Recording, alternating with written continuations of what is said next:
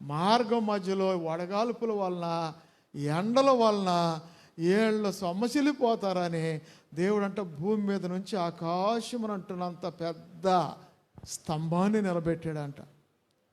ఎండాకాలంలో మనము ఏదైనా పని చేసుకోవడానికి వెళ్ళామనుకోండి, పొలాల్లో బాగా వడగాల్పు వచ్చేటప్పుడు ఏం చేస్తాం? చెట్టు నీడకి వెళ్ళి సేద తీరుతాం. అలాగే ఒక మేఘస్తంభము లాంటి ఒక స్తంభాన్ని నిలబెట్టాడంట. 6 లక్షల మందికి సరిపడంత నీడ వచ్చేటట్టుగా. అర్థమైందా?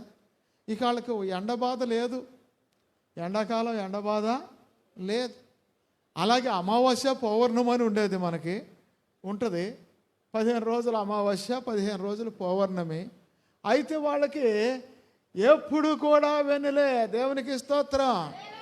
24 అవర్స్. పగలేమో మేఘస్తంభాన్ని నింపేవాడంట, ఎండ తగలకుండా బిడ్డలు సొమ్మసిల్లిపోతారని.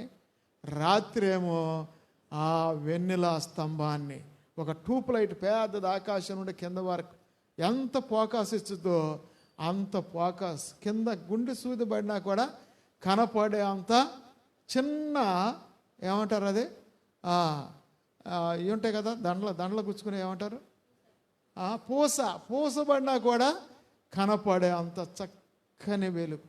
దేవుని స్తోత్రం. మన ఏకాంత ప్రార్థనలకు వెళ్ళేటప్పుడు చాలామంది అనుకున్నారు, ఏమని, ఆ ఏకాంతంలో తీసుకెళ్ళి ప్రార్థనలో పెడితే చీకటిలో ఎట్లా ఉంటాము, దోమలు వస్తే ఎట్లా ఉంటాము, పాములు వస్తే ఎట్లా ఉంటాము, ఏది కనపడదు కదా అనుకున్నారు. ఎట్లా ఉంది? పట్టపగుల్లాగానే. 4 గంటప్పుడు నేను లెగిస్తే మా సోను బయటికి వెళ్ళి వస్తున్నాడు పాస్. చిన్న పిల్లోడు, రేత్రి తల్లిదండ్రులు లేకుండా ఇంట్లో నుంచే బాత్రూంలోకి వెళ్ళరు, ఆయన బయటికి వెళ్ళి వస్తున్నాడు. నేను ఎదురెళ్ళా. నేను ఆశ్చర్యపడిపోయాను. ఏంట్రా నీకు భయం అనిపించలేదంటే, చక్కగా వెళ్తుంటే ఏం భయంతో ఇంతమంది ఉంటే అందరూ ప్రార్థన చేసుకుంటున్నట్టు ఇంట్లో, ఆయన మాత్రం. మరి కారణం ఏంటంటే, అంత తేజోమయమైనట్టు వెలుగున్నప్పుడు ఎన్ని లక్షల మంది అయినా ఏమి కంగారు పడాల్సింది ఉండదు, భయం ఉండదు. అలాగుని ఇశ్రాయేలీయులు కూడా దేవుడు అంట పగలేమో మేఘం స్తంభంలాగా నిలిపాడంటాడు, ముందు నీడ వచ్చేటట్టు ఎండ తగలకుండా. రాత్రి ఏమో ఒక ట్యూబ్ లైట్ లాగా ఆకాశం నుండి కింద వరకు, ఇంత కాదు ట్యూబ్ లైట్ అంటే 6 లక్షల మందికి ఎంత వెలుగు కావాలో అంత పెద్ద లైటింగ్ ఇచ్చాడంట. చూసారా ఎంత వెలుగు అంటే అంత వెలుగులో నడిపించాడంట. కాలుకి పాదాలకు రాయి తగలేదంట, వాళ్ళ చెప్పులు తెగిపోలేదంట. చూసారా అలాంటి పరిస్థితుల్లో వాళ్ళని నడిపించాడు. చూసారా అలాగూ మోషేను బట్టి అందరూ కూడా ఒకే మాట, ఒకే పలుకు, ఒకే పద్ధతిలో వాళ్ళు నడిచారు. అందుకనే మేఘము మందిరము మీద నుండి పైకి వెళ్ళినప్పుడు ఇశ్రాయేలీయులు ప్రయాణమై పోయేవాళ్ళంట. అదే వారి ప్రయాణ పద్ధతి. చూసారా ఆ మేఘము పైకి వెళ్ళినప్పుడు అది వారి వెళ్ళు దినము వరకు వారు ప్రయాణము చేయకుండా. ఇది మన చర్చి మీద మేఘం ఉన్నప్పుడు నీడ అక్కడ గుడారాలు వేసుకొని అక్కడ ఉండేవాళ్ళంట. 1 రోజైనా 2 రోజులైనా 3 రోజులైనా 4 రోజులైనా 10 రోజులైనా అక్కడే ఉండేవాళ్ళంట. ఆ మేఘము కదిలి వెళ్తూ ఉంటే, ఇదేంటి అయ్యగారు మేఘం కదులుతాం ఏంటి అంటారా? వర్షం వచ్చినప్పుడు మేఘం కదులుద్దా లేదా? కదులుద్దా? మేఘం ఎటు వెళ్తే అటు వర్షము దిగుద్ది. అలాగే మేఘము కదిలి వెళ్ళేటప్పుడు ఇలా గుడారాలు పీక్కొని మళ్ళీ మేఘము కదిలి ఎంత దూరం వెళుతుందో అంత దూరం వీళ్ళు ప్రయాణాలు చేసేవాళ్ళు అంట. అర్థమవుతుందా? అలాగున వారం నడవని 2 వారాలు నడవని ఆ మేఘం నడిచినంత దూరం వీళ్ళు నడిచేవాళ్ళు అంట. మేఘం ఎక్కడైతే ఆగిపోతే అక్కడ గుడారాలు వేసుకునేవాళ్ళు. మళ్ళీ వీళ్ళకి రెస్ట్ దొరికేంత వరకు గుడారాలు అక్కడే ఉండేవి. మళ్ళీ మేఘము కదిలినప్పుడు వాళ్ళు కూడా కదిలేవాళ్ళు. అది వాళ్ళ యొక్క ఆరాధన పద్ధతి. దేవునికి స్తోత్రం. ఆ 10 రోజులవని 20 రోజులవని ఆరాధన అక్కడ జరుగుతూ ఉండేది. మేఘం ఆగిపోగానే గుడారాలు వేసుకునేవాళ్ళు, ఆరాధన చేసుకునేవాళ్ళు. చూసారా అది వాళ్ళ క్రమము. మేఘం ఆగిపోయినా వీళ్ళు వెళ్ళారు అనుకో, ఎక్కడికి వెళ్తారు? అప్పుడు చీకట్లోకి వెళ్ళిపోతారు. అప్పుడు ఏం జరుగుద్దో తెలియదు. అడవి మృగాలు చీల్చి చెండాడతాయో, పాములు తేళ్లు కొడతాయో, ఏ బావిలో పడతారో, గుంటలో పడతారో, ముళ్ళల్లో పడతారో తెలియదు. అందుకనే వాళ్ళకి ఒక క్రమ పద్ధతి నేర్పాడు ఆయన. ఆ మేఘం నడిచినప్పుడు వీళ్ళు నడిచేవాళ్ళు, మేఘం ఆగిపోయినప్పుడు వాళ్ళు గుడారాలు వేసుకుని ఎన్ని రోజులైనా నెలైనా అక్కడే ఉండేవాళ్ళు. అది వాళ్ళ క్రమం. చూసారా? అందుకనే మరి వాళ్ళకు ఒక క్రమం ఇచ్చాడు దేవుడు. మరి మనకు కూడా క్రమం ఉంది. చూసారా? ఆ క్రమాన్ని మనము పాటించుకోకుండా ఉంటున్నాం. బైబిల్ గ్రంథాన్ని మనం చూస్తే చూసారా, మరి ఇశ్రాయేలీలందరూ కలిపి ఒకళ్ళే కాదు, వీళ్ళు ఎంతమంది అండి? ఒకళ్ళ 6 లక్షల మంది ఒక కుటుంబీకులు. అర్థమవుతుందా? 6 లక్షల మంది వీళ్ళు ఒక్కళ్ళే కాదు, అనేక మంది ప్రజలు, స్త్రీలు ఉన్నారు, యవనస్తులు ఉన్నారు, పురుషులు ఉన్నారు, బాలురు ఉన్నారు, సంటిపెట్లు ఉన్నారు, ఎంతో మంది ఉన్నారు. చూసారా? ఇలాగూ 6 లక్షల మంది ఒక క్రమంలో నడుస్తున్నప్పుడు మరి మన కొద్ది మంది మనం క్రమంగా ఎందుకు నడవకూడదు? అందుకని వీళ్ళు ఒక గోత్రం కాదు. ఎన్ని గోత్రాలు వీళ్ళు? ఇశ్రాయేలీలు ఎన్ని గోత్రాలు? 12 గోత్రాలు. 12 గోత్రాలు అంటే ఒక తండ్రికే 12 మంది పిల్లలు. 12 మంది కూడా 12 గోత్రాలుగా వాళ్ళు విభజించబడ్డారు. దేవునికి స్తోత్రం. 12 గోత్రాలు అంటే పెద్ద అనేది ఒక గోత్రం, రెండో వాడిది ఒక గోత్రం, మూడో వాడిది ఒక గోత్రం, నాలుగో వాడిది ఒక గోత్రం, ఐదో వాడిది ఒక గోత్రం, అట్లా గోత్రాలుగా విభజించబడ్డారు. ఇవాళ 12 మంది అన్నదమ్ములు ఉంటే 12 మంది అన్నదమ్ములు వాళ్ళ కుటుంబాలు ఒక దారి నడుతున్నారా? నడవట్లా. కానీ వీళ్ళు 12 గోత్రాలు వాళ్ళు కూడా మోషేను బట్టి, సేవకుడైన యాజకుడైన అహరోన్ను బట్టి, అలాగే ప్రవక్త అయిన మిరియామును బట్టి 12 గోత్రాలు వాళ్ళు ఒకే క్రమంగా నడిచారంట. ఒక కుటుంబంలో నలుగురుంటే నలుగురు ఒక క్రమంలో నడవటం కష్టం. 4 అక్క చెల్లెలు అన్నదమ్ములు ఉన్నారు. వీళ్ళు 12 గోత్రాలు 6 లక్షల మంది కూడా క్రమంగా నడిచారంట. 6 లక్షల మందిని ఒక క్రమంలో నడిపించడం మామూలు మాటలండి. ఒకసారి ఏసన్న గారు విజయవాడ పీడబ్ల్యూడి గ్రౌండ్లో మీటింగ్ పెడితే ఆ మీటింగ్కి లక్షల మంది వచ్చారు. విజయవాడ టౌన్ సరిపోలా. అర్థమైందా? అప్పుడు పెద్ద పెద్దవాళ్ళు ఉన్నారు. ఏది మన చెన్నుపాటి విద్య, దేవుని నెహ్రూ, లేకపోతే ఆయన రోషయ్య, లేకపోతే ఇంకా నాదెండ్ల భాస్కర్ రావు, ఎవరో మొత్తానికి చాలా మంది ఉన్నారు పెద్ద పెద్దవాళ్ళు అప్పుడు పరిపాలన కాలంలో. అలాంటప్పుడు ఒక రాజకీయ నాయకుడిని పిలిచి ఏదికి మీదకి ఏసన్న గారు మాట్లాడే ముందు 2 నిమిషాలు మాట్లాడతాడంటే ఆయన లేచి నుంచుని ఏం మాట్లాడాడంటే, అమ్మో ఇన్ని లక్షల మంది వచ్చారు మీటింగ్కి, ఎవరు కూడా అనాలోచనగా అజాగ్రత్తగా చిల్లర మల్లరగా అటు ఇటు తిరుగుతా గత్తరగా ఏం లేరు. ఆ కారణం ఏంటంటే క్రైస్తవుల మీటింగ్ అంటే ఎంత క్రమంగా ఉంటుందా? క్రైస్తవులు అంటే ఎంత క్రమమైన వారా? నేను ఎప్పుడు క్రైస్తవ మీటింగులకి వెళ్ళలేదు. అదే మా రాజకీయ మీటింగులు పెట్టాలంటే కొన్ని లక్షల మందిని ఒక చోట గ్యాదర్ చేయాలంటే ఎన్ని బెటాలియన్లు కావాలి? ఏమండి? ఈ సివిల్ పోలీసులందరినీ పెట్టాలి, రిజర్వ్ పోలీసులందరినీ పెట్టాలి, తర్వాత ఈ యొక్క సిఆర్పి వాళ్ళందరూ దింపాలి, తర్వాత కేంద్రంలో నుండి కూడా కొన్ని కంపెనీలు పోలీసు బందోబస్తు పెడతారు. కారణం ఏంటంటే ఇక్కడ చాలక మళ్ళీ ఆ రాష్ట్రం నుంచి ఈ రాష్ట్రం నుంచి కూడా దిగుమతి చేస్తారు వీళ్ళని కంట్రోల్ చేయటం కోసం. కానీ క్రైస్తవులు ఎన్ని లక్షల మంది వచ్చి క్రమముగా కూర్చుని క్రమముగా వాక్యం 3 రోజుల నుంచి వింటున్నారంటే చాలా ఆశ్చర్యంగా ఉంది. మీ దేవుడు చాలా గొప్పోడు అని చెప్పి ఒక రాజకీయ నాయకుడు సాక్ష్యం చెప్పాడు. చూసారా? అందుకనే క్రమము అంటే ఎవరి పిల్లల్ని వాళ్ళ క్రమం చేసుకోవాలి. అర్థమైందా? పిల్లలకు తెలియదు కదా, వాళ్ళకేం తెలుసు? ఇటు ఉరుకుతారు, అటు ఉరుకుతారు, అటు వెళ్తారు, ఇటు వెళ్తారు. ఎవరి పిల్లల్ని వాళ్ళు ఏం చేయాలి? క్రమంగా కూర్చోబెట్టుకోవాలి. ఎందుకనంటే దేవుని సన్నిధికి పోయినప్పుడు మన ప్రవర్తన జాగ్రత్తగా చూసుకోవాలి అంటాడు. అది దేవుని సన్నిధి జాగ్రత్తగా చూసుకోవాలి. ఇక్కడే మనం క్రమం రాకపోతే ఇవాళ దేవుని రాకడైపోయి మనం పోకడై పరలోకం వెళ్ళిపోయామనుకో, ఇక్కడ ఎట్టా ఉన్నాం ఎడ్డి మడ్డిగా పరలోకంలో కూడా అట్టాగే ఉంటామా? పరలోక రాజ్యాన్ని కూడా ఖరాబు చేసేస్తారు. అందుకని క్రమము కోసమే ఒక పాస్టర్ గారిని ఏర్పాటు చేస్తాడు ఒక దేవాలయంలో. అలాగనే 66 గ్రంథాలు, పాఠ్య పుస్తకాలు ఒక గ్రంథంగా లిఖించబడింది. అదే బైబుల్. ఆ బైబుల్ గ్రంథం ఉంటుంది. అలాగే క్రమం, ఆరాధన క్రమం ఎలా ఉంటుంది, పాటల క్రమం ఎలా ఉంటుంది, అలాగనే వాక్య క్రమం ఎలా ఉంటుంది, ఆ రొట్టె ద్రాక్షారసం క్రమం ఎలా ఉంటుంది, మనందరం ఇలా క్రమంలో నడవాలి అనేటువంటిది వాళ్ళ చేత బోధింపజేయబడుతుంది అన్నమాట. చూసారా, అది అసలు సంగతి. అందుకని 12 గోత్రాలు వారు ఒక్కటే అయినట్టుగా, ఒక్క మనుషుడు ఒక్క కుటుంబం అయినట్టుగా నడిచారు. అర్థమైందా? అయితే వాళ్ళకి తారతమ్యాలు లేవు. నేను ఎక్కువ, నేను గొప్ప, నేను గొప్పవాడిని, నేను తక్కువనని, నేను పేదవాడిని, నేను ధనవంతుడని, నేను ఎక్కువ కులం, నేను తక్కువ కులం అని, చదువుకున్న వాళ్ళు చదువు లేని వాళ్ళు అని, లేకపోతే రకరకాలు భేదాభిప్రాయాలు ఉంటే ఏ భేదాభిప్రాయాలు లేకుండా క్రమముగాను మర్యాదగాను వాళ్ళు నడిచారు. అలా మనం కూడా నేర్చుకోవాలి. బైబిల్ గ్రంథంలో ఆరాధన క్రమాన్ని చూపించాడు ఒక చోట. తెలుసా మీకు ఆ వాక్యం ఎక్కడో తెలుసా? ఆరాధన క్రమాన్ని దేవుడే తెలియపరిచాడు. అర్థమవుతుందా మీకు? ఎక్కడ ఆరాధన క్రమాన్ని దేవుడు తెలియపరిచాడు చెప్పండి. బైబిల్ గ్రంథంలో యెషయా గ్రంథం 6వ అధ్యాయం 1వ వచనం చూస్తే, రాజైన ఉజ్జియా మృతి నొందిన సంవత్సరము అని ఉంటుంది. అత్యున్నతమైన సింహాసనం మీద ప్రభు ఆసీనుడై ఉండగా నేను సూచితిని అంటాడు. ఆయన చొక్కా అంచులు దేవాలయమును నిండుకొనెను.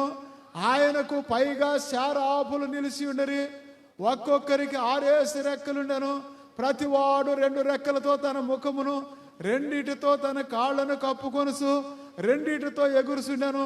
వారు సైన్యములకు అధిపత్యకు యెహోవా పరిశుద్ధుడు, పరిశుద్ధుడు, పరిశుద్ధుడు అని, సర్వలోకం ఆయన మహిమతో నిండి ఉన్నది అని గొప్ప స్వరముతో గానా ప్రతిగానాలు చేయుచుండారట. దేవుని స్తోత్రం. బైబిల్ గ్రంథంలో చూస్తే మీ అందరు తీయండి. రాజైన ఉజ్జియా మృతి నొందిన సంవత్సరం. బైబిల్ గ్రంథంలో యోధా రాజు ఈ యొక్క ఉజ్జియా మృతి నొందిన సంవత్సరం అంట. అత్యున్నతమైన సింహాసనం మీద ప్రభు ఆసీనుడై ఉన్నాడంట. దేవునికి స్తోత్రం. కారణం ఏంటి? కారణం ఏంటంటే రాజుగారు మంచి పేరు కలిగిన వాడు. ఆ పరిపాలనా కాలం ఇక మనం చూడం. మన దేశాన్ని ఏలుబాటు చేసే ఉజ్జియా అనేటువంటి రాజు మంచి నాయకుడు, చాలా పేరు కలిగిన వాడు. ఇంకా మన ప్రియులు చాలామంది నిద్రించారు, మంత్రులు, అలాగే ముఖ్యమంత్రి కానీ ప్రధానమంత్రులు కానీ, అలాగూ మంచి పేరు కలిగిన వాడు. అయితే ఈ యొక్క ఉజ్జియా మృతి నొందిన సంవత్సరం అంట ఆ దేశమంతా ప్రలాపించి ఏడ్చి దుఃఖముఖులైపోయారంట. ఎలాంటి దుఃఖం అంటే, ఒక ఆయన చచ్చిపోయాడు కదా మధ్య, వైఎస్ రాజశేఖర రెడ్డి గారు నల్లమల్లాడులో విమానం కూలిపోయినప్పుడు అందరూ చూసిన వాళ్ళు అందరూ టీవీలో ఏడవటమే. చూసారా? నేను కూర్చుంటే నాకు కూడా కళ్ళమ్మ నీళ్ళు వస్తున్నాయి. నాకే కళ్ళమ్మ నీళ్ళు వస్తున్నాయి, వెనకాల వాళ్ళకి వస్తున్నాయి అంటే వెనకాల వాళ్ళు కూడా ఏడుతున్నారు. అర్థమైందా? ఎవరు కంట తడి పెట్టుకోకుండా ఉండలేదు. ఎందుకనంటే మంచి నాయకుడును, ప్రజాసేవ చేసేటువంటి ఆయన్ని, మంచి పేరు కలిగిన ఆయన్ని చనిపోయాడే అని దుఃఖపడిపోయారు. దేశం అంతా అల్లకొల్లాలం అయిపోయింది. అలాగునే ఉజ్జియా మృతి నొందాడంట. యోధారాజు అయిన ఉజ్జియా దేశమంతా అల్లకొల్లాలం అయిపోయింది. అల్లకొల్లాలం అయిపోయి అందరూ ఏడుస్తున్నారంట, భోజనాలు చేయట్లేదంట. అలాగనే చాలా మంది పొయ్యి కూడా రగలు చేయకోకుండా పస్తులుండి ఏడుస్తున్నారంట. ఇంత మంచి మహారాజు చచ్చిపోయాడు, మన దేశం ఎటుపోతుందో, ఏమైపోతుందో, ఎంత మంచి రాజును పోగొట్టుకున్నామని ఏడుతున్నారంట, నాయకుని పోగొట్టుకున్నాక. అలాంటి పరిస్థితుల్లో చూసారా, ఆ ఉజ్జియా మృతి నొందిన సంవత్సరం అత్యున్నతమైన సింహాసనం మీద ప్రభు ఆసీనుడయ్యాడంట. దేవునికి స్తోత్రం. సింహాసనం మీద ఎవరు కూర్చుంటారు? అసలు సింహాసనం మీద రాజుగారు కూర్చుంటాడు. సింహాసనం మీద రాజుగారు కూర్చుంటారు. రాజుగారి తల మీద కిరీటం ఉంటుంది. అలాగనే రాణిగారు కూర్చోవచ్చు, రాణిగారి తల మీద కిరీటం ఉండొచ్చు. కానీ ఇక్కడ సింహాసనం ఖాళీ అయిపోయింది, రాజుగారు చచ్చిపోయాడు. రాజుగారు చచ్చిపోయే వారికి ప్రజలందరూ ఏడుతున్నారు. ఆ సింహాసనం వెంక చూస్తే, అయ్యో మన యోధారాజు అయిన ఉజ్జియా అంత మంచోడు, ఆ సింహాసనం ఖాళీ అయిపోయింది. ఇంకా సింహాసనాన్ని మీద కూర్చుని ఆ దేశాన్ని ఏలుబడి చేసి అంత మంచి రాజు ఎవరు వస్తారు కూర్చోవాలి అని అందరూ గాబరా పడిపోయి ఏడుస్తూ ఉంటే అప్పుడంట యెషయా భక్తుడికి ఒక దర్శనం వచ్చిందంట. దేవుని స్తోత్రం. రాజు అయిన ఉజ్జియా మృతి నొందిన సంవత్సరము అత్యున్నతమైన సింహాసనం మీద ప్రభు ఆసీనుడై ఉన్నాడంట. దేవునికి స్తోత్రం. ఏం దర్శనం వచ్చిందంట? అత్యున్నతమైన సింహాసనం మీద ఎవరు కూర్చున్నాడు? ఉజ్జియా రాజైన యోధారాజు అయిన ఉజ్జియా పోతే అంతకంటే అత్యున్నతమైన సింహాసనం వేయబడిందంట. ఆ సింహాసనం మీద ఉజ్జియాకు బదులు యేసు ప్రభు కూర్చున్నాడంట. దేవునికి స్తోత్రం. అత్యున్నతమైన సింహాసనం మీద ప్రభు ఆసీనుడై ఉండగా చూశాను అంటాడు. ఆయన చొక్కాయ అంచులు దేవాలయములో నిండుకొని ఉన్నవి అంటాడు. చూసారా? ఆయనకు పైగా క్షేరాబులు నిలిచి ఉన్నారంట. ఒక్కొక్కరికి 6 రెక్కలు ఉన్నాయంట.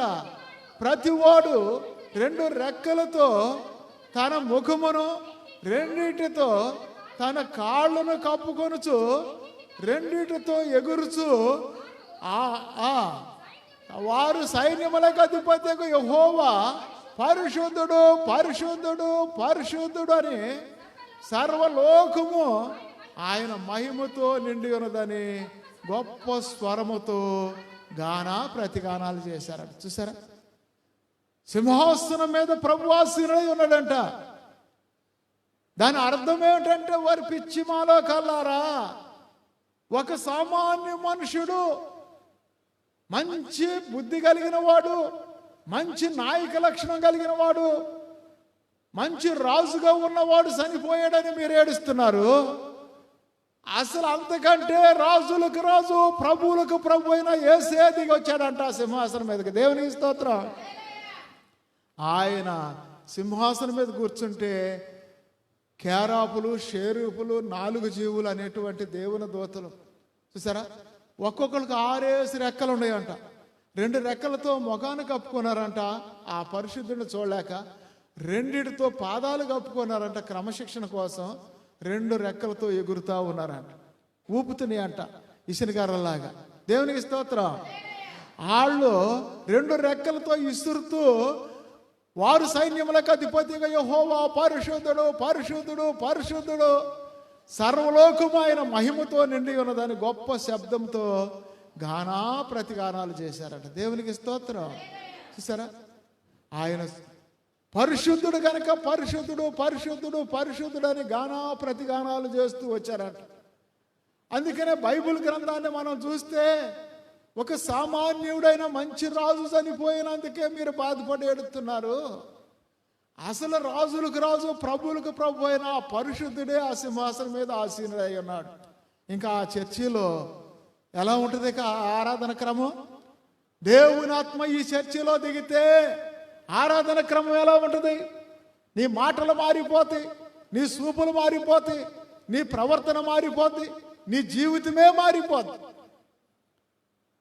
అలాగూ పరిశుద్ధ శక్తితో నింపబడి ప్రవశిస్తూ ప్రార్థన చేస్తూ ఉంటే పరిశుద్ధుడు, పరిశుద్ధుడు అని ప్రతిగానాలు చేస్తున్నట్టుగా ఆ భక్తుడు చూశాడంట. దేవునికి స్తోత్రం.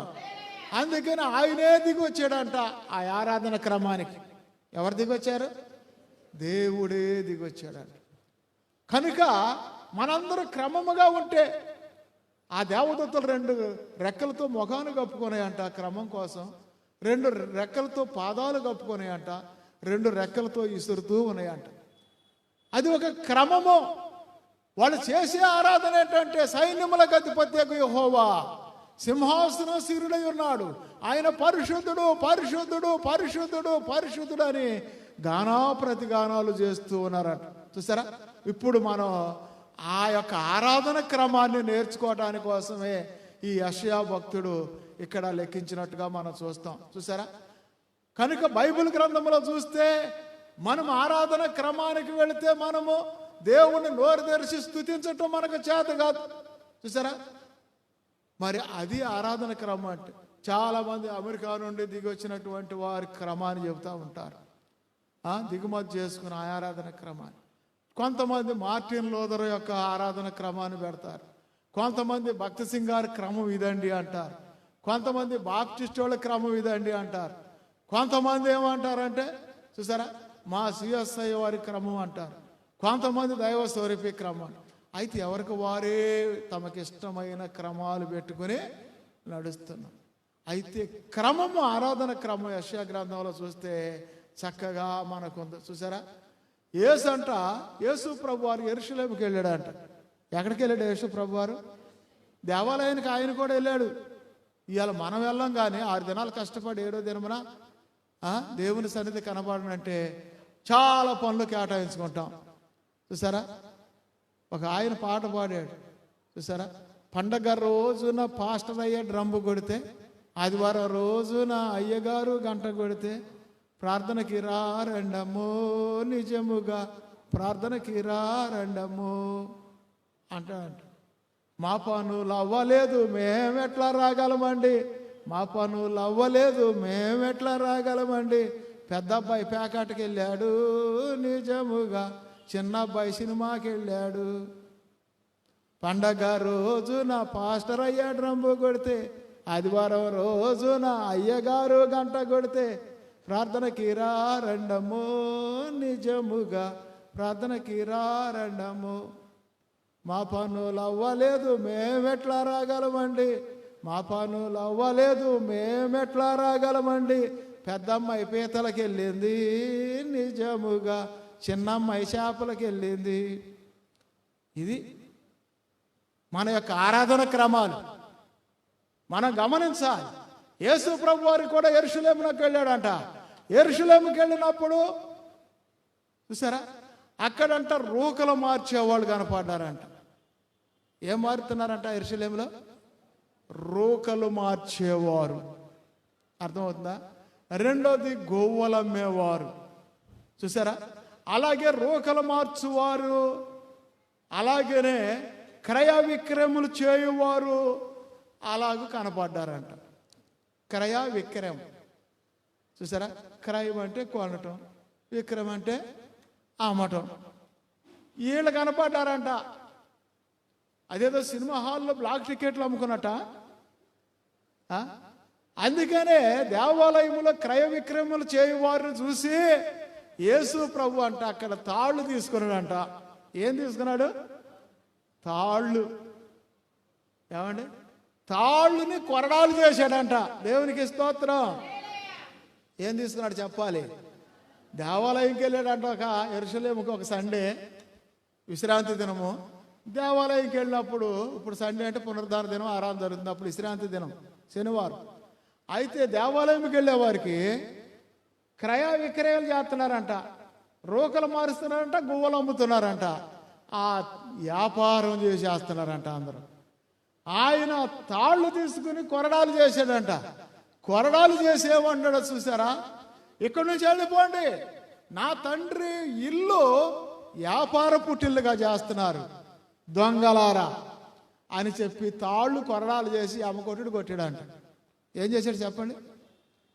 కొట్టేసి ఆ రూకలు మార్చేవాళ్ళు బల్లలో, ఈ గోవులు అమ్మేవాళ్ళు ఆ బుట్టలో ఆనే తీసి చెత్త బొత్త అన్ని బయట పారేసాడు.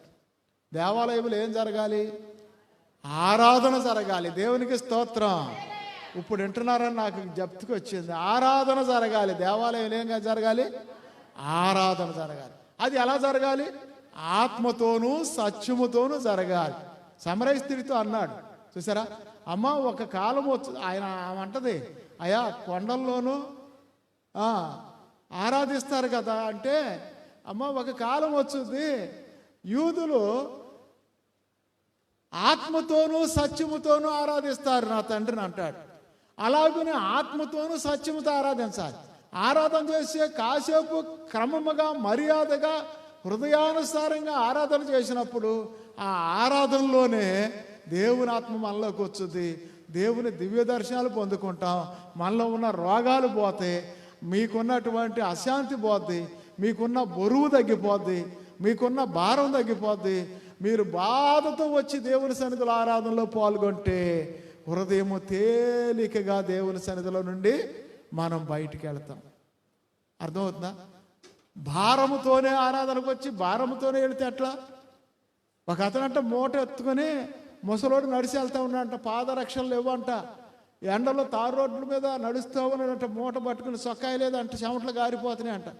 ఒక భాగ్యవంతుడు కారు వేసుకుని ఆ మార్గంలో వెళ్తా అంత దూరాన్ని చూసి అంటారు, అరే పండు ముసలోడు మూట మొయ్యలేని మూట మోసుకుంటూ దారిని పాదాలకి చెప్పులు కూడా లేవు, కాళ్ళు కాలిపోతావు ఈ డాంబర్ రోడ్డు మీద అని కొంచెం ముందుకెళ్ళినాడు. ఆలోచించుకుని కొంచెం బ్యాగ్ చేసుకొచ్చి కారు, తాతయ్య మీరు ఎక్కడికి వెళ్ళాలి అని అడిగాడంట.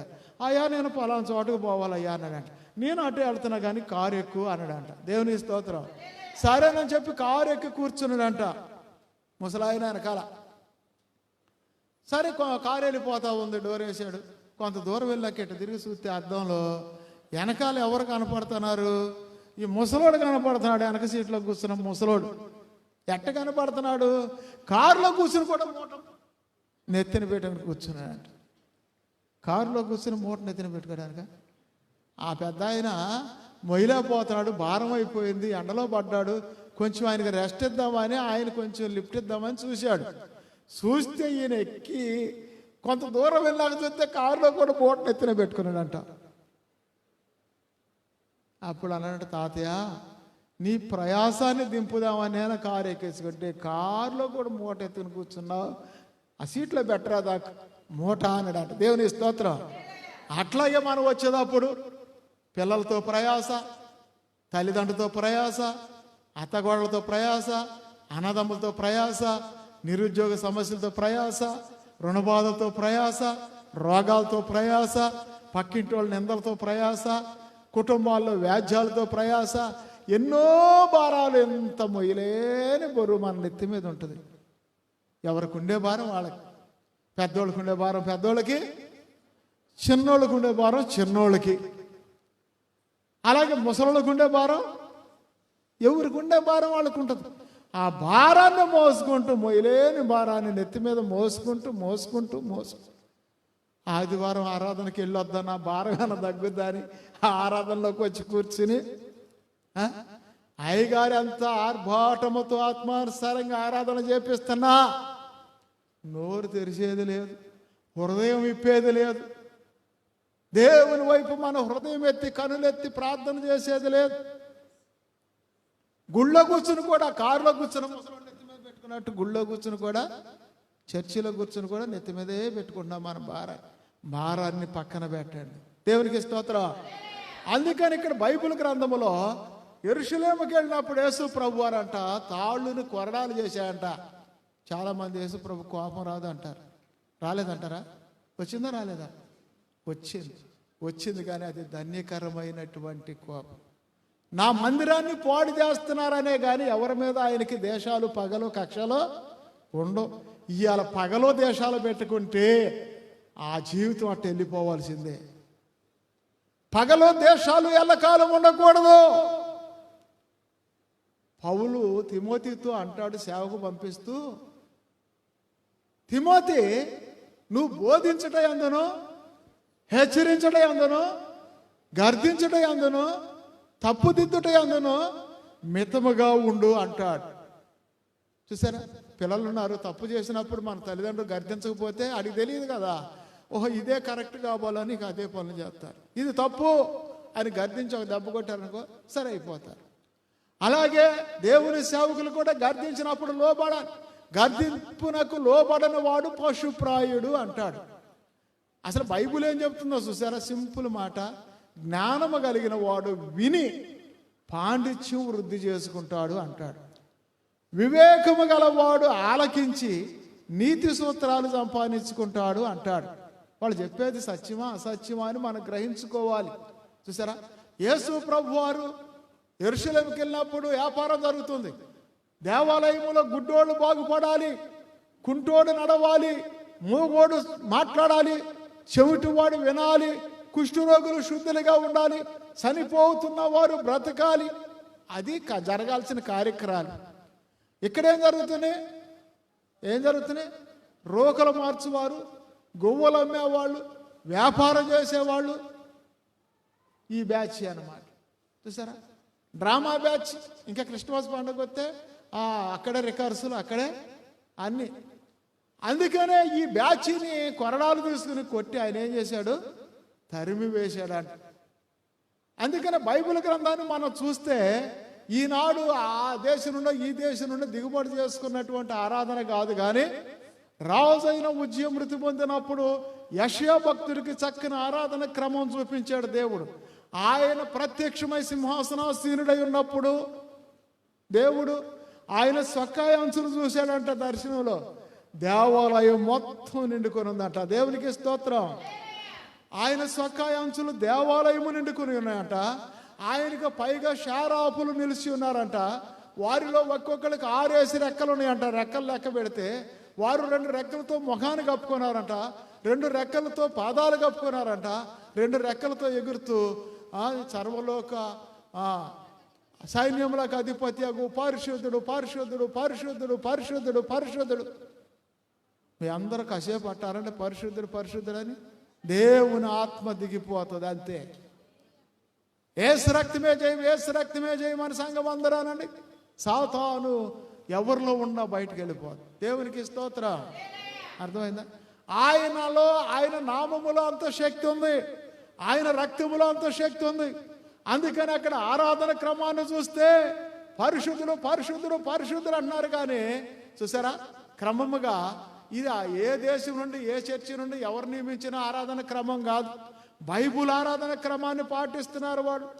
అందుకని బైబుల్ గ్రంథాన్ని మనం చూస్తే ఈనాడు చాలా మంది మా ఆరాధన క్రమం ఇలా, మా ఆరాధన క్రమం ఇలా, ఒకసారి మా చర్చికి రండి బ్రదర్, ఒకసారి మా చర్చికి రండి సిస్టర్ అంటారు. ఏంటంటే చక్కని ఇన్స్ట్రుమెంట్, చక్కని కొయర్ పార్టీ, చక్కని ఆరాధన క్రమాలు ఉన్నవారు చూసారా, వాళ్ళని చూసి నేర్చుకుంటారని ఈ క్రమం లేని వాళ్ళే. అందుకనే బైబిల్ గ్రంథాన్ని మనం చూస్తే ఆయన చొక్కాయ అంచులంట దేవాలయమును నిండుకొని ఉన్నాయంట. దేవునికి స్తోత్రం. ఎక్కడ నిండుకొని ఉన్నాయంట ఆయన చొక్కాయ అంచులు? ఆయన పెద్ద సింహాసనాసీనుడై ఉన్నాడు. ఆయన చొక్కాయ అంచులంట దేవాలయం అంతా నిండుకుందంట. దేవునికి స్తోత్రం. అంటే ఆయన వస్త్రము దేవాలయాన్ని కప్పింది. ఆయన వస్త్రము చెంగు ముట్టుకున్న సమరే ఎవరు రక్తస్రావ రోగం జబ్బమ్మాయి బాగుపడింది. ఆయన వస్త్రం చెంగు పుట్టుకున్న కుష్టి రోగులేంటి, అపవిత్రాత్మలు పట్టిన వారేంటి, అనేకులు విలవిల్లాడి వెళ్ళిపోయిన దెయ్యాలు కూడా. అందుకని ఆయన వస్త్రములో ఏముందంటే శక్తి ఉంది. అందుకని ఆయన వస్త్రము కోసం సీట్లు వేశారంట. ఎక్కడా సీట్లు వేసింది? సిలువలో యేసు ప్రభువారు కెవ్వుని కేక వేసి ప్రాణం విడిచినప్పుడు అక్కడ ఉన్నటువంటి వారు ఆయన వస్త్రము కోసము సీట్లు వేసుకున్నారంట. నాకు కావాలి, నాకు కావాలి, నాకు కావాలి.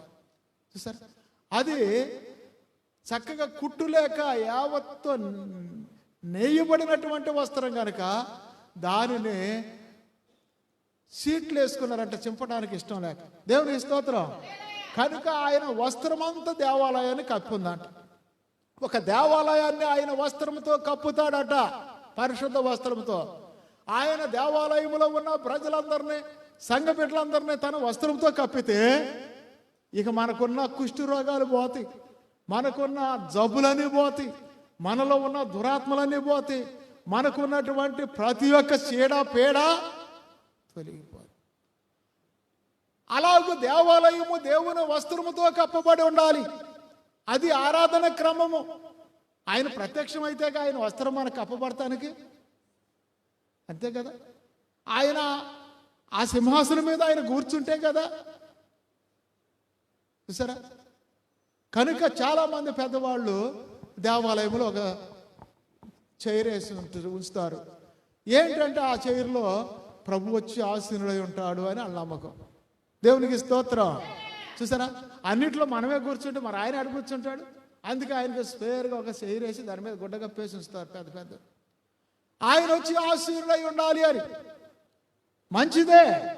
అయితే ఇక్కడ బైబిల్ గ్రంథంలో చూస్తే కీర్తనాకారుడు ఏమంటాడు చూసారా, అక్కడ యెషయాకి కలిగిన దర్శనంలో దేవాలయాన్ని నింపబడి ఉన్నట్టుందంట ఆయన వస్త్రం. ఇక్కడేమంటాడు యెషయా గ్రంథం కీర్తన గ్రంథం 104వ అధ్యాయము 1వ వచనం నుంచి 6 వచనాల వరకు మనం చదువుదాం. చూడాలి. నా ఎక్కడమ్మా 104 1వ వచనమా? అదే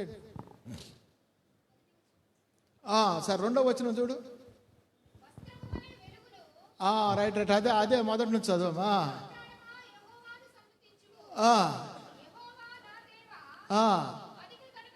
నీవు అధిక ఘనత వహించిన వాడవు, నీవు మహాత్యమును ప్రభావమును ధరించి ఉన్నావు.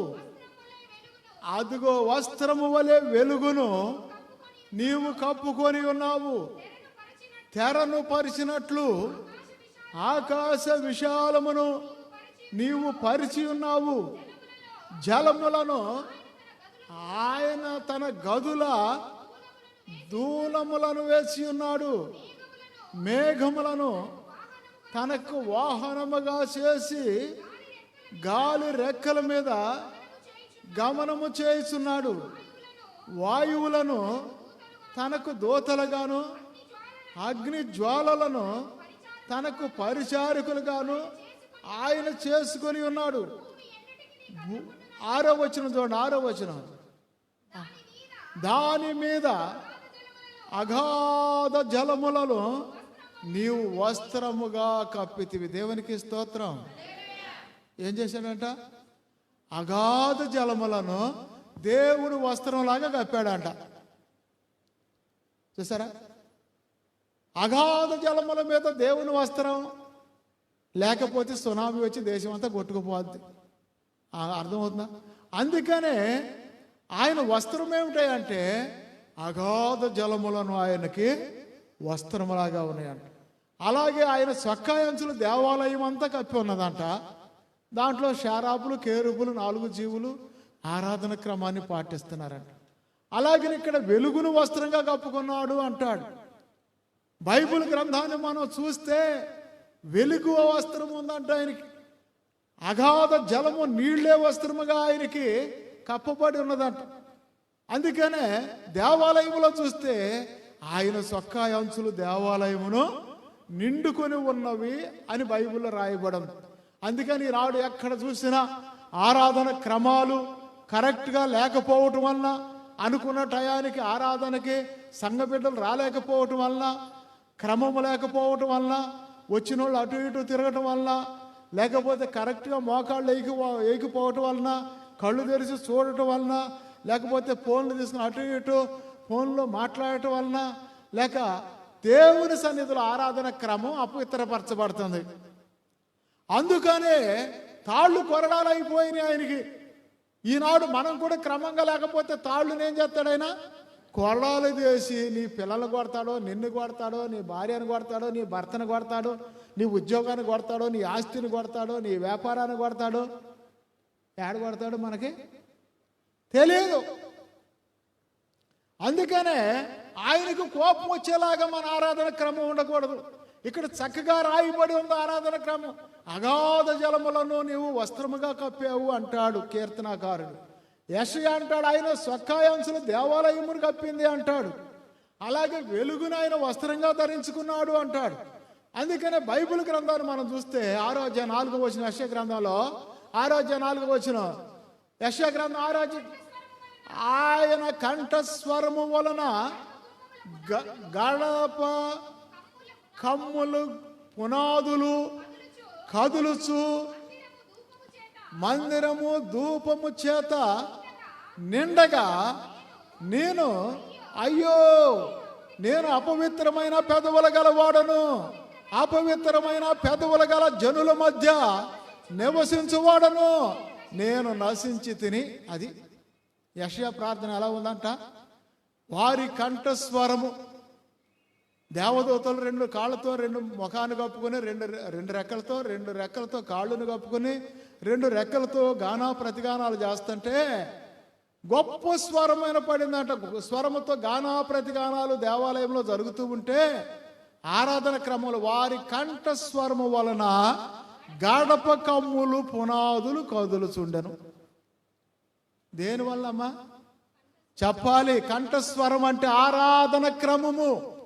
ఆరాధన చేసేటప్పుడు వాళ్ళ కంఠస్వరము, ఆ దేవాలయము గడప కమ్ములు పునాదులు కదులుతున్నాయంట. నోరు తెరవండమ్మా ఆరాధనలో, నోరు తెరవండమ్మా ఆరాధనలో, నోరు తెరవండమ్మా, కళ్ళు తెరవబాకండమ్మా, మోకాళ్ళు వేయండి అమ్మా, చేతుల పైకి ఎత్తండి అమ్మా. చెవిటోడు ముందు శంఖం ఊదినట్టే ఇక్కడ వారి కంఠస్వరము గడప కమ్ములు పునాదులు కదులుతున్నాయంట. మందిరం అప్పుడు ధూపముతో నింపబడిందంట. దేవునికి స్తోత్రం. అక్కడ జరుగుతున్న ఆరాధన క్రమము రాజైన ఉజ్జీయమృతుల దిన సంవత్సరం అత్యున్నతమైన సింహాసనం మీద ప్రభువు ఆసీనుడై ఉన్నాడు. ఆయన క్లియర్గా చూశాడంట. ఆయన అంగీ దేవాలయం అంతా నిండుకునుందంట. అలాగనే షారాబులు 4 జీవులు అలాగనే రెక్కలతో కప్పుకుంటూ 2 రెక్కలతో పాదాలు కప్పుకుంటూ 2 రెక్కలతో ఇసురుతూ పరిశుద్ధుడు పరిశుద్ధుడు పరిశుద్ధుడు అని దేవుని గురించి ఆరాధన చేస్తూ ఉన్నారట. చూసారా, ఆ యొక్క గొప్ప స్వరముతో గానా ప్రతిగానాలు చేస్తున్నారట. గానము అంటే పాట, ప్రతిగానం అంటే ఏంటి? సాపెట్ల కొడతాం, వాయిద్యాలు వాయించడం. గానా ప్రతిగానాలతో ఆరాధన చేస్తూ ఉంటే వారి కంఠస్వరము గడప కమ్ములు పునాదులు కదిలిపోతున్నాయి అంట. ఇవాళ నోరు తెరిచి ఆరాధన చేయండి అంటే పొరపాటును చేయరు. అర్థమవుతుందా? పొరపాటును చేయరు. ఎక్కడైనా చిన్న చిన్న తేడాలు వచ్చినాయి అనుకో, అప్పుడు ఎట్టుంటుందిగా, కాసుకో చూసుకో అని చెప్పి అంటారు మగోళ్ళు. ఆడవాళ్ళు అయితే గోసు పెట్టుకుని రెడే అంటారు. అక్కడ కాదమ్మా అరవాల్సింది, దేవుని సన్నిధిలో ఆరాధనలు. మీ కంఠమెత్తి ప్రార్థన చేయాలి, ఆరాధన చేయాలి. నీకు ఈ వారం అంతా చేసిన దేవునికి నువ్వు స్వరమెత్తి ఆయనను ఆరాధించాలి. అలా ఆరాధించినప్పుడు చూసారా, వారి కంఠస్వరము వలన ఏం జరిగిందంట? గడప కమ్ములు పునాదులు కదిలినాయి అంట. మందిరం అంట ధూపముతో నింపబడిందంట. దేవునికి స్తోత్రం. అందరూ కలిసి ఆరాధన చేస్తే మందిరం ధూపములాగా మారిపోద్ది. అర్థమవుతుందా? ధూపం అంటే ఏంటది? ధూపం అంటే చూసారా, ప్రార్థన, విజ్ఞాపన, స్తుతి. అర్థమవుతుందా? ప్రార్థన, విజ్ఞాపన, స్తుతి ఈ 3 కలిస్తే ధూపం అవుతుంది. అది సంగతి. 141 కీర్తనలు అంటాడు ఎవరైనా కీర్తనకారుడు, నా ప్రార్థన ధూపం వలెను, నేను చేతులెత్తుట సాయంకాల నైవేద్యం వలెను నీ సన్నిధిలో అంగీకారమగునుగాక అంటాడు. దేవునికి స్తోత్రం. ఎక్కడ చదవండి, 141 కీర్తన అన్నగా చదవండి. నా ప్రార్థన ధూపం వలెను, నేను చేతులెత్తుట సాయంకాల నైవేద్యం వలెను నీ దృష్టికి అంగీకారమగునుగాక. దేవునికి స్తోత్రం. ఆ కారులో కూర్చున్న ముసలోళ్ళగా మూటను ఎత్తినే పెట్టుకున్నారు ఇప్పుడు కూడా. అర్థమవుతుందా? తీసిన వాళ్ళే చదవరు. అర్థమవుతుందా? అందుకనే బైబిల్ గ్రంథం చూస్తే నా ప్రార్థన ధూపం వలెను, సాయంకాలము నైవేద్యం వలెను నేను చేతులు ఎత్తుట అంటాడు దావీదు. మన ప్రార్థన ధూపం వల్ల ఆయన సన్నిధికి వెళ్ళిపోవాలి. ఒక చోట ఘట సర్పం పట్టిన అమ్మాయి, ఒక అమ్మాయి ఉంది. ఘట సర్పం పట్టిన అమ్మాయి ఉంటే అక్కడ 100 మంది పాస్టర్లు ఉన్నారు. అక్కడ ప్రార్థన జరుగుతుంది. ఎందుకు వచ్చారు, ఎంతమంది అయ్యగారులు ఉన్నారు, ఏంటి సైతానా అంటే, ఆ సైతానా అంటది, చూసారా, మీ ప్రార్థన దేవుని సన్నిధిలో చేరకుండా నేను పడగడ్డం పెట్టా. ఏం అడ్డం పెట్టిందంట? పాముకి ఏముంటుంది? వాడే సర్వలోక మోసగాడు, ఆది సర్పం. ఆడే ఆ ఏదేను వనలో ఆదాము అవ్వల కాలంలో మోసపరిచినాడు. ఆ శోధకుడే యేసు ప్రభువారు 40 దినాలు ఉపవాసం ఉన్నప్పుడు ఈ రొట్లు రాళ్ళగినట్లు ఆజ్ఞాపించరాదా, ఆకలితో అల్లమరిగిపోతున్నావు కదా అన్నాడు. ఆ శోధకుడే. వాడు అసలు వాడే లూసిఫర్ అని, వాడే వెలుగుదూత అని, వాడే లోకాధికారి అని ఎన్నో పేర్లు ఉన్నాయి. వాడంట భక్తులు ప్రార్థన అంతా పైకి వెళ్ళకోకుండా వాడు ఏం అడ్డం పెట్టాడంట? అది పడగంట ఎంతే ఉంటుంది అనుకుంటారా? వాడు సర్వలోకాన్ని ఆరాధనలో దేవుని సన్నిధిలో ధూపంగా మారకోకుండా, దేవుని సన్నిధిలో ధూపంలాగా వెళ్ళకోకుండా, మనకున్న సమస్యలు, కక్షలు, క్రోధాలు, భేదాలు, ఎముతాలు, అల్లరి, ఆటుబాట్లు, శరీరేచ్ఛలు, భోగహెచ్చులు ఇవన్నీ కలిపి ఇట్ట పడగ అడ్డం పెట్టేసాడంట. చూసారా? అందుకని మన ప్రార్థన ధూపం వలెను, నేను చేతులెత్తుట సాయంకాలం నైవేద్యం వలెను నీ దృష్టిలో అంగీకారం అవునుగాక అంటాడు. దేవునికి స్తోత్రం. అందుకనే బైబిల్ గ్రంథాన్ని మనం చూస్తే ఒక్కొక్క చర్చి వారు ఒక్కొక్క రకమైన ఆరాధన చేస్తారు. ఈ ఆరాధన క్రమములు కాదు, కానీ బైబిల్లో ఉన్న క్రమాన్ని మనం తీసుకోవాలి. మన దేవాలయములో దేవుడు ఆశీనుడై కూర్చోవాలి. ఆయన సక్కాయంచులు దేవాలయం అంతా నిండుకోవాలి. అక్కడ షారాపులు, కేరుపులు, 4 జీవులు దేవుని గానా ప్రతిగానాలు చేస్తూ ఉండాలి. అలాగనే వారు ఆరాధన క్రమంలో కంఠమెత్తి ప్రార్థన ఆరాధన చేస్తూ ఉన్నప్పుడు కంఠస్వరం వల్ల గడప పునాదులు కదిలిపోయేంత గంభీరంగా ఆరాధన చేయాలి. అప్పుడు అంట చూసారా ఏమవుతుందంట, మందిరము ధూపము చేత నింపబడద్ది అంటాడు. అది సంగతి. కనుక ప్రియమైన దేవుని బిడ్డలారా, మన ఆరాధన క్రమం పైకి వెళ్ళకుండా వాడిట అడ్డం పెట్టేస్తున్నాడు. ఎందుకు? మన అవిధేయతలే. చూసారా? ఒక్కొక్కళ్ళు ఎంత మూటను ఎత్తిన మీద పెట్టుకుని వచ్చి కూర్చుని దేవా నీ సన్నిధికి వచ్చానయ్యా, భారంతో ఉన్నానయ్యా అంటారు. అర్థమవుతుందా? కనుక అవన్నీ మూటలు పక్కన పెట్టి దేవుని సన్నిధిలో మోకాళ్ళు వేసి గంభీరంగా ఆరాధన చేయాలి. అది ఆరాధన క్రమం. అప్పుడు ధూపం వల్లే దేవుని సన్నిధిలో చేరుతూ ఉంటుంది. దేవుని స్తోత్రం. అయితే ఇక్కడ 5వ వచనం చూస్తే, నేను అపవిత్రమైన పెదవుల గలవాడను, అపవిత్రమైన పెదవుల గల జనుల మధ్య నివసించువాడను, నేను నశించి తిని అని యెషయా రొమ్మే కొట్టుకుంటున్నాడంట. దేవునికి స్తోత్రం. కారణం ఏంటి? ఆ ఆరాధనల క్రమానికి దేవుడు హాజరయ్యాడు. సింహాసనం మీద ఆశీనుడై ఉన్నాడు. ఆయన సొక్కాయంచులు దేవాలయం నిండుకొని దేవుని దూతలు గానా ప్రతిగానాలు చేస్తున్నారు, పరిశుద్ధుడు పరిశుద్ధుడు అని. అలాగనే ఆయన అక్కడ ఆరాధన చేసే వారి కంఠస్వరము గడప కమ్ములు కదిలినంత గొప్పగా చూసారా జరుగుతున్నది. అలాంటప్పుడు ప్రార్థన ధూపం వల్లే మారిపోయిందంట. మారిపోతే యెషయా కన్నులు తెరవబడిన పరిశుద్ధాత్మ నింపబడిన వాడై ఆయన అంటాడు, అయ్యో నేను అపవిత్రమైన పెదవుల గలవాడును, అపవిత్రమైన పెదవుల గలవాడును, అపవిత్రమైన పెదవుల గల జనుల మధ్య నివసించువాడను, నేను నశించి తిని అని ఏడుతున్నాడు. చూసారా? ఇన్నాళ్ళు నా కన్నులు తెరవబడలేదయ్యా, నీ ఆరాధన క్రమం నాకు అర్థం కాలేదు, ఏదో వెళ్తున్నాను వస్తున్నాను. చూసారా? వెళ్ళినట్టే వెళ్తున్నాను, వచ్చినట్టే వస్తున్నాను అని చెప్పి ఎప్పుడైతే ఈ దర్శనాన్ని చూశాడో అప్పుడంట ఆయన చూసారా, అయ్యో నేను అపవిత్రమైన పెదవుల గలవాడు, నోరు తెరితే అబద్ధాలు, నోరు తెరితే తగాదాలు, నోరు తెరితే కక్షలు, నోరు తెరితే క్రోధాలు, అపవిత్రమైన మాటలు. అందుకని ఆయన అంటున్నాడు, నేను అపవిత్రమైన పెదవుల గలవాడను, అపవిత్రమైన జనుల మధ్య నివసించేవాడును, త్రాగుబోతులు తిరుగుబోతులతో సాంగత్యం, నేను నశించిపోయాను అని చెప్పి ఆయన గంభీరంగా దేవుని సన్నిధిలో ప్రార్థన చేస్తూ ఉన్నాడంట. ఆయన అంటాడు, నేను నశించి తిని రాజును సైన్యములకు అధిపతి యెహోవానగు నేను కన్నులార చూశాను అంటున్నాడు. దేవునికి స్తోత్రం. మరి ఇప్పుడు ఆ దర్శనం కనపడిందా మనకి? దేవుని దివ్య దర్శనం చూసారా?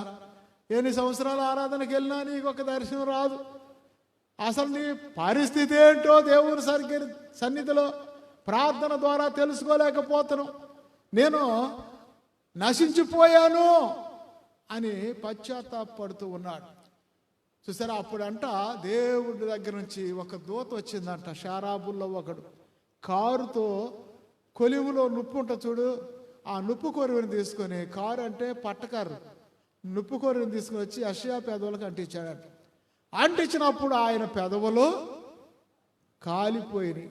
ఇప్పుడు ఇది నీ పెదవులకు తగిలినది కనుక నీ పాపములకు ప్రాయచిత్తం జరిగింది.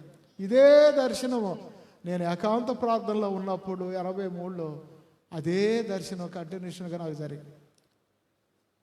దర్శనములో కారుతో నుప్పు తీసుకుని వచ్చి ఒకడు నా పెదవులకు అంటించినప్పుడు దేవుని దూత పెదవులు కాలిపోయినట్లు అయితే కోడి కాళ్ళు వచ్చినట్టుగా పెదవులు ఊడిపోయినాయి, చర్మం.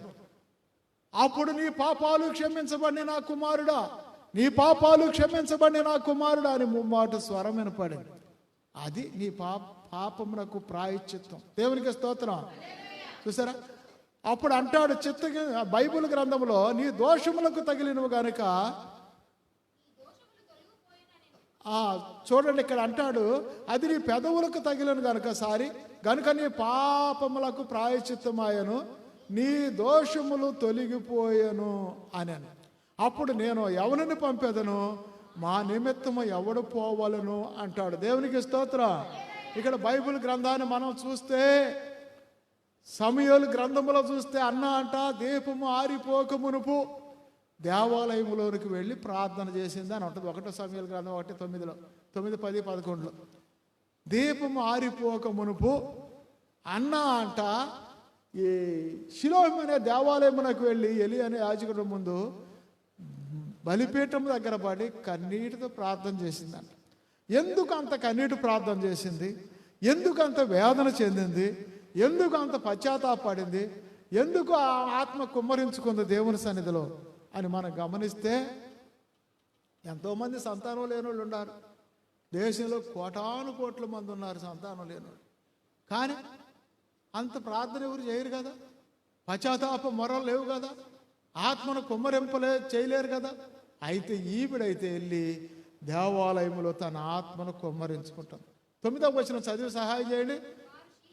వారు షిలోహులో అన్నపానములు పుచ్చుకొనిన తరువాత అన్నాలేసి యాజకుడైన ఎలి స్తంభముల దగ్గరనున్న ఆసనం మీద కూర్చుని ఉండగా బహు దుఃఖాక్రాంతురాలై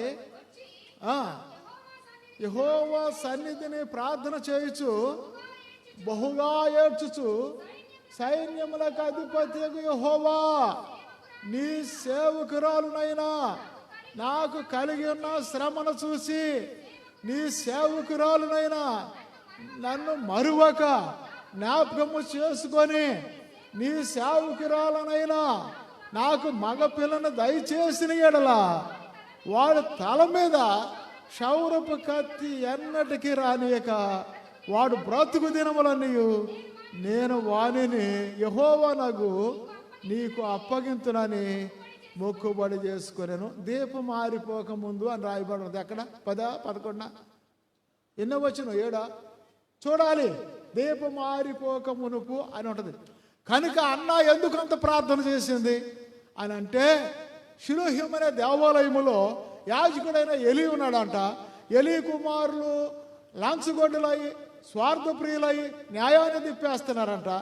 ఇక దెబ్బతోటి ఆ దేవాలయం మూతబడిపోద్ది, ఇక ఆ దీపం వెలిగించే వాళ్ళు ఉండరు, ఆయనతోనే పోద్ది అని అన్నకి అర్థమయ్యి ఆ ఆరాధన క్రమాన్ని చూసి, అయ్యో ప్రభువా, నువ్వు అభిషేకించిన వారిని పాడు చేయొద్దు, ఆ దేవాలయం ఎప్పుడు వెలుగుతూనే ఉండాలి.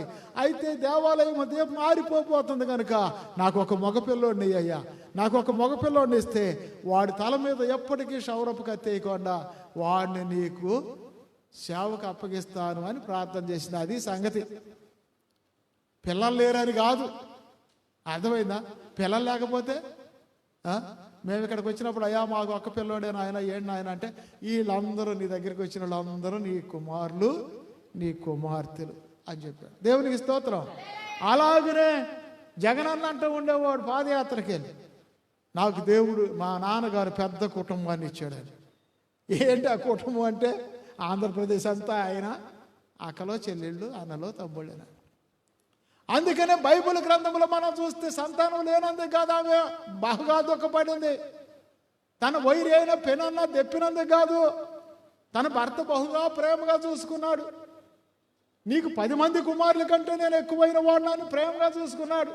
అందరికి 1 పాలు ఇస్తే 2 పాలు ఇచ్చేవాడంట. అన్నిట్లో అంత ప్రేమ కలిగిన వాడైనా ఆమె ఎందుకు పశ్చాత్తాపడిందంటే, ఆ షిలోహు అనే దేవాలయం ఆరాధన క్రమాలు ఖరాబ్ అవుతున్నాయి. ఆయన తర్వాత ఇక ఆ దీపం వెలిగించేవాళ్ళు లేడు. నాకు ఒక కుమారుని ఇస్తే నీ ఆలయం విడిచిపెడతానయ్యా అని ప్రమాణం చేసింది. అబ్బా, వెరీ గుడ్, దేవుని స్తోత్రం. నాకు ఒక కొడుకుని అయ్యా నేను డాక్టర్ని చేస్తా, నాకు ఒక కొడుకుని అయ్యా నేను ఇంజనీర్ని చేస్తా, నాకు ఒక కొడుకుని అయ్యా నేను దేశాన్ని నాయకుడిని చేస్తాను అల్లా నీ సేవకు అర్పిస్తా ఉంది. దేవుని స్తోత్రం. ఆ మాట దేవునికి ఇష్టమయ్యి ఆమె గర్భం తెరిచాడు, కుమారునిచ్చాడు. ఆ కుమారుడే సమూయేలు. పాలు మాన్పంగాలు తీసుకెళ్లి దేవాలయాలు విడిచిపెట్టేసింది. ఆయనే యాజకుడు, ఆయనే న్యాయాధిపతి, ఆయనే ఇశ్రాయేలు రాజులను అభిషేకించేటువంటి గొప్ప ప్రవక్త. దేవునికి స్తోత్రం. కనుక బైబిల్ గ్రంథాన్ని మనం చూస్తే ఇక్కడ దీపం మారిపోక మునుపు అన్నా వెళ్ళి శిలోహ్యం అనే దేవాలయంలో కన్నీటితో ప్రార్థన చేసింది. ఆ శిలోహ్యం అనే దేవాలయంలో అన్యాయాలు అక్రమాలు జరుగుతుంటే ఇక ఈ దీపం మారిపోద్దని చెప్పి నాకు ఒక కుమారుని అయ్యని ఏడ్చింది. దేవుడు ఆమె ప్రార్థనని కుమారుని ఇచ్చాడు. దేవునికి స్తోత్రం. కనుక అది ఆరాధన క్రమం. శిలోహ్యం అనే దేవాలయంలో అంతకుముందు జరిగేది ఆరాధన క్రమం కాదు. కారణం ఏంటంటే వాళ్ళు తిండిపోతాడు, ఎక్కడ పోతాడు అక్కడ తినేవాళ్ళు. కుమారులు లంచగొండేవాళ్ళు, ఎవరు డబ్బులు ఇస్తారు మాట మాట్లాడేవాళ్ళు. అందుకని వాళ్ళు పాపాత్ములు, ఎక్కడ పాపము అంటే అక్కడికి వెళ్ళేవాళ్ళు. అందుకని దీపం మారిపోద్ది అని భయపడ్డాడు. అందుకే బైబిల్ గ్రంథాన్ని మనం చూస్తే చూసారా, మరి ఈ యొక్క అన్న చేసినటువంటి ప్రార్థన చాలా గంభీరమైనటువంటి. అందుకని బైబిల్ గ్రంథంలో చూసావా, ఎవడైతే చర్చిలోకి వెళ్ళి మోకాళ్ళుని ప్రార్థన చేసి చూసారా ఆ దేవుని సన్నిధిలో ప్రార్థన చేసి ఆరాధన క్రమాలు చక్కగా పాటిస్తారో వాళ్ళ ద్వారా దేవుడు మహింపరచబడతాడు. అందుకే రాజు ఆయన ఉజ్జియా చచ్చిపోయినప్పుడు చూసారా అక్కడ అత్యున్నతమైన సింహాసనం మీద ఆసీనులై ఉన్న దేవుణ్ణి చూశాడు యెషయా. అయితే జరిగిన విషయం ఏంటంటే మందిరము గడప కమ్ములు కదిలే అంత ఆరాధన జరిగిందంట. మందిరము ధూపం చేత నింపబడిందంట. దేవుని స్తోత్రం. దేవుణ్ణి కనులారా చూశారంట ఆరాధన చేసే సంఘ బిడ్డలు. చూసారా అగ్ని చూసారా గడప కమ్ములు కదిలినప్పుడు అంట అగ్ని దిగి వచ్చిందంట. 5వ వచనంలో యెషయా గ్రంథం 6వ వచనంలో చూస్తే చూడండి, అయ్యో నేను అపవిత్రమైన పెదవులు గలవాడను, అపవిత్రమైన పెదవులు గల జనుల మధ్య నివసించువాడను, నేను నశించి తిని రాజును సైన్యములకు అధిపతి యెహోవాను నేను కనులారా చూశాను. అప్పుడు షారాబులలో ఒకడు తాను బలిపీఠం మీద నుండి కారుతో తీసిన నిప్పును చేత పట్టుకొని నా యొద్దకు ఎగిరి వచ్చి నా నోటికి దానిని తగిలించి, ఇది నీ పెదవులకు తగిలిన కనుక నీ పాపమునకు ప్రాయచిత్తమాయను, నీ దోషములు తొలగిపోయాను. అప్పుడు నేను ఎవరిని పంపేదను, మా నిమిత్తము ఎవడు పోవునని ప్రభు సెలవీయగా వింటిని. దేవునికి స్తోత్రం. ఏం దిగొచ్చిందంట ఆ దేవాలయంలో? అగ్ని. దేవునికి స్తోత్రం. అగ్నితో దేవుడు ప్రత్యక్షమయ్యాడంట. మనం ఆరాధనలో అగ్ని దిగాలి, అందరి పాపాలకి ప్రాయచిత్తం కలగాలి, అందరూ ఒకే క్రమాన్ని పాటించాలి. అది ఆరాధన క్రమం. చూసారా కనుక ప్రియమైన దేవుని బిడ్డలారా, ఈనాడు ఏ సేవకులు ఏ సేవకురాలు ఏ సంఘ బిడ్డలు అయితే ఆరాధన క్రమాలను పాటిస్తారో వాళ్ళ ఆరాధనకి దేవుడు ముద్ర వేస్తాడు. దేవునికి స్తోత్రం. అందుకనే ప్రతి ఒక్క శుక్రవారం నాడు సాయంత్రం 6 గంటల నుంచి 8 గంటల వరకు ఆరాధన ఉంటుంది. ఖచ్చితంగా రండి. ఎందుకనంటే ఆరాధన క్రమాలు లేకుండా ఏదో ఆదివారం వచ్చి అట్లా కూర్చొని అట్లా వెళ్ళిపోతే అది ఆరాధన క్రమం కాదు. ప్రతి శనివారం సాయంత్రం 6 గంటలకి ఆరాధన క్రమం ఉంటుంది. 8 గంటల వరకు వచ్చేసి కరెక్ట్గా 4 పాటలు, కొంత ఆరాధన, ఆ తర్వాత చిన్న వాక్యం ఉంటుంది, చూసుకుని వెళ్ళిపోవాలి. అందుకనే ప్రతి ఒక్క మరి వారాలు క్రమాన్ని మనం పాటించాలి. ఆదివారం నాడు ఖచ్చితంగా టయానికి వచ్చి టయానికి వెళ్ళిపోవటం మనం నేర్చుకోవాలి. చూసారా అది శక్తివంతమైన ఆరాధన. మందిరం గడప కమ్ములు కదిలేటువంటి ఆరాధన, మందిరము ధూపం చేత నింపబడేటువంటి ఆరాధన, మందిరములో అందరితో అగ్నితో ముట్టేటువంటి ఆరాధన. అప్పుడు చూసారా ఆ ఆరాధనలో పాపానికి ప్రాయశ్చిత్తం కలుగుద్ది. దేవుని స్వరాన్ని వింటాం. అదే 8వ వచనంలో చూస్తే ఇక్కడ అంటాడు, అప్పుడు నేను ఎవరిని పంపేదను, మా నిమిత్తము ఎవడు పోవును. నేను ఎవరిని పంపేదను, మా నిమిత్తము ఎవడు పోవునని ప్రభు సెలవీయగా వింటిని. అంతటా నేను చిత్తగించుము, నేనున్నాను, నన్ను పంపమానగా చాలు చాలు చాలు. దేవునికి స్తోత్రం. నా సేవ నిమిత్తము ఎవరిని పంపాలి, ఈ ఆరాధన క్రమానికి ఎవరిని నిలబెట్టాలి, ఎవరిని నేను అభిషేకించాలి, ఎవరిని ఏర్పాటు చేసుకోవాలి అని ప్రభు మాట్లాడుతున్నాడంట. చూసారా ఆయన అంటాడు, అప్పుడు నేను ఎవరిని పంపేదను, నా సేవ నిమిత్తము, నా నిమిత్తము